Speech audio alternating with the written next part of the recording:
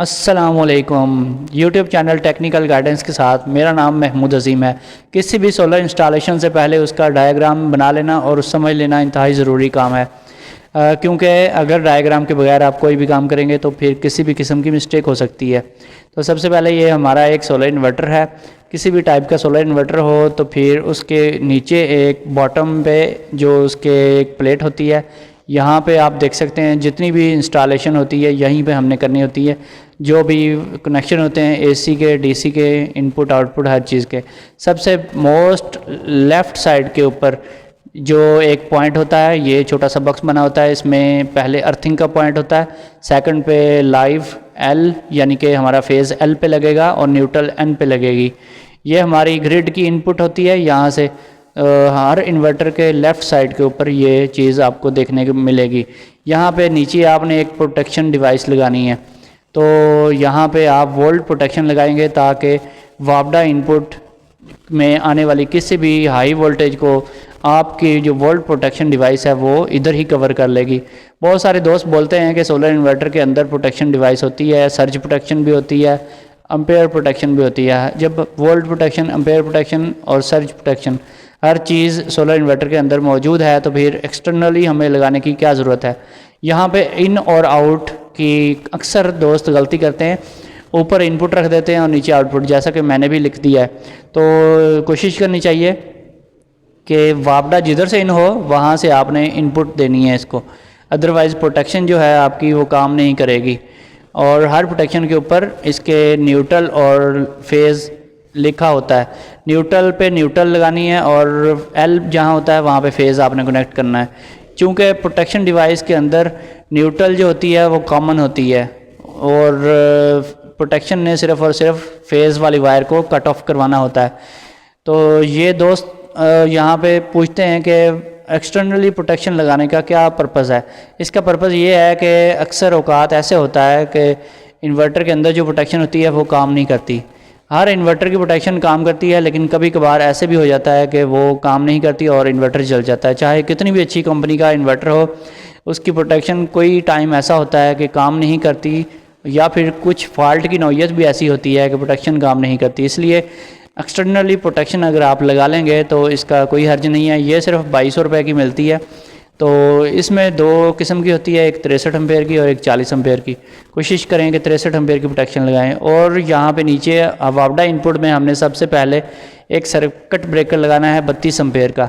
32 ampere का इसलिए लगाना है ताकि वो ट्रिप भी करे अगर ओवरलोडिंग हो किसी भी टाइप की। तो कुछ दोस्त गलती करते हैं, यहाँ पे 63 एम्पेयर का लगा देते हैं। 63 एम्पेयर का ब्रेकर जब भी लगाएंगे आपका इन्वर्टर भी जल सकता है, सब कुछ जल जाएगा, लेकिन ब्रेकर कभी भी ट्रिप नहीं होगा। इसलिए कभी भी ये मिस्टेक ना करें कि 32 एम्पेयर की बजाय 63 एम्पेयर का ब्रेकर लगा दें। तो यहाँ से फिर सेकंड ऑप्शन हमारे पास आता है इसी इन्वर्टर के ऊपर, यहाँ पे लिखा होता है एसी आउटपुट, और इसमें एल और एन दो पॉइंट्स होते हैं और एल के ऊपर आपने फेज़ कनेक्ट करना है। अच्छा, फेज़ से आपको ये बात बता दूं कि एसी इनपुट में आपने हमेशा फेज़ टेस्टर की मदद से फेज़ टेस्ट करके वापडा का इनपुट करना होता है एसी इनपुट में। और एसी आउटपुट में यहाँ पे हमने एक एम्पेयर प्रोटेक्शन लगानी है।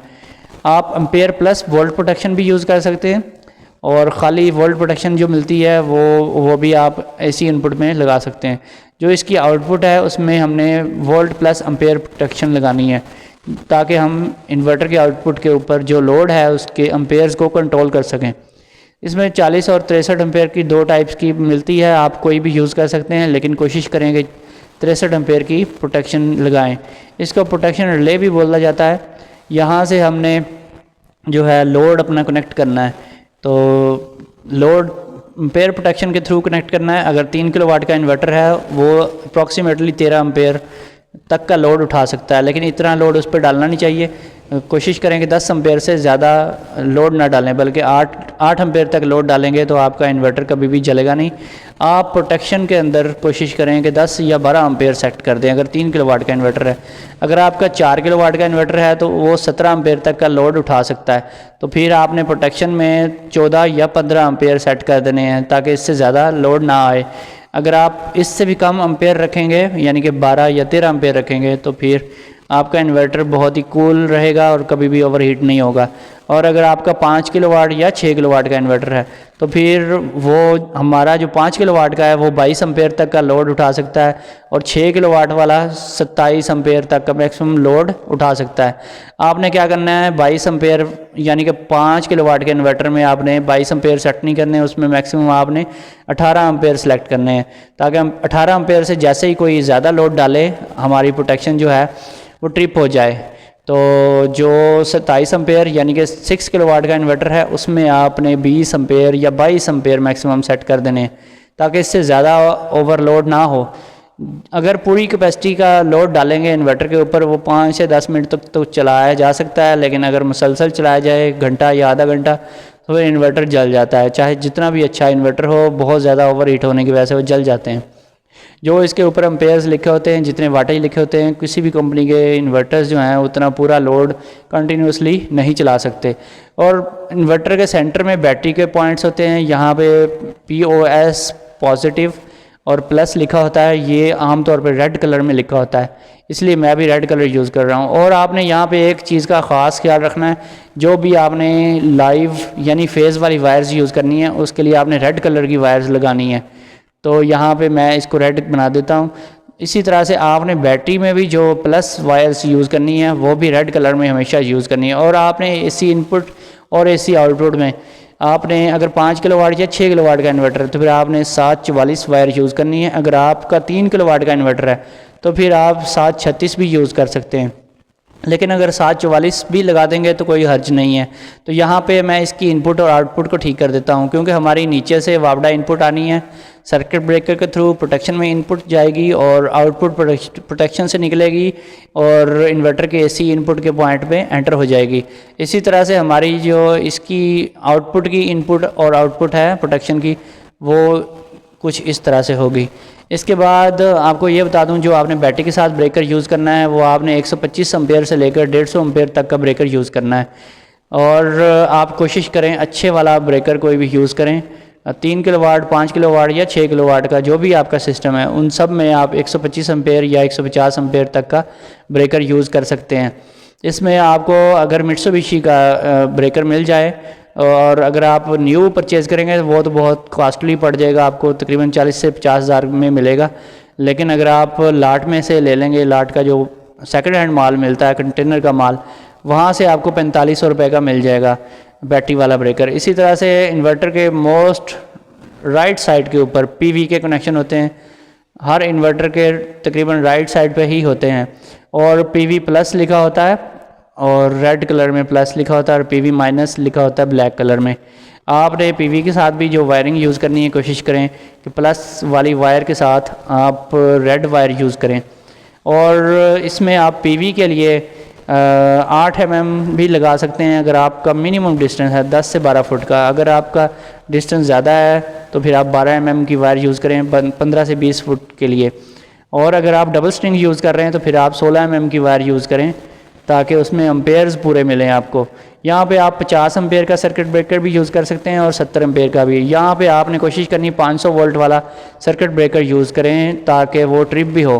अगर 1000 वोल्ट का सर्किट ब्रेकर लगाएंगे तो वो इजीली ट्रिप नहीं होता, और जब तक उसके वोल्टेज पूरे नहीं होते तब तक वो ट्रिप नहीं होता। एम्पेयर्स और वोल्टेज दोनों चीज़ों को देखना ज़रूरी होता है कि दोनों चीज़ें पूरी होंगी तो फिर ही वो ट्रिपिंग करेगा, अदरवाइज़ वो ट्रिपिंग कभी भी नहीं करेगा। और लो वोल्टेज में ब्रेकर आपको मार्केट में बहुत मुश्किल से अवेलेबल होगा। इसके अलावा यहाँ पे जब बैटरीज़ को आपने सीरीज़ करना है 3 किलोवाट के या 4 किलोवाट के सिस्टम में, तो 2 बैटरीज़ लगेंगी 12-12 वोल्ट की। यहाँ पे आपने दोनों बैटरीज़ के प्लस और माइनस को आपस में क्रॉस कर देना है और एक बैटरी का प्लस और दूसरी का जो माइनस है यहाँ पे आपको 24 वोल्ट मिलेंगे। जैसा कि आपको पता है सीरीज़ में जब भी हम सर्किट में कनेक्ट करें कोई चीज़ तो उसके बैटरी हो या फिर सोलर पैनल्स हों उसके एम्पेयर सेम रहते हैं जबकि वोल्टेज प्लस हो जाते हैं। और इसी तरह से 48 वोल्ट का जो सिस्टम है 5 किलोवाट या 6 किलोवाट के इन्वर्टर के साथ या फिर 8 किलोवाट का इन्वर्टर है उसके साथ हमेशा 4 बैटरीज लगती हैं, 12-12 वोल्ट की एक बैटरी होती है। इस तरतीब से आपने रख लेनी है बैटरीज और इनके जो माइनस और प्लस के पॉइंट्स हैं उनको आपस में कनेक्ट कर देना है। इस तरह से ये हमारी एक स्ट्रिंग बन जाएगी और स्ट्रिंग के अंदर हमारे वोल्टेज प्लस होते जाएंगे। ये 48 वोल्टेज आपको इस टर्मिनल के ऊपर मिलेंगे और एम्पेयर जो होते हैं वो सेम रहते हैं। कुछ दोस्त बोलते हैं कि एम्पेयर्स जितने हमने लगाए उस हिसाब से हमने चार्जिंग एम्पेयर भी जो है सेट करने हैं तो प्लस करके करें। नहीं, एम्पेयर अगर 100 एम्पेयर आर की बैटरी, एक बैटरी है तो सब 100 एम्पेयर आर की बैटरीज होंगी, तो 100 एम्पेयर आर ही आपको टर्मिनल के ऊपर मिलेंगे। तो इस तरह से आप 48 वोल्ट इन्वर्टर की इनपुट में दे देंगे बैटरी वाले पॉइंट्स पे। दोस्तों अगर वीडियो पसंद आई है तो वीडियो को लाइक और शेयर करें और चैनल को सब्सक्राइब कर लें। फिर मिलेंगे। ओके, अल्लाह हाफिज़।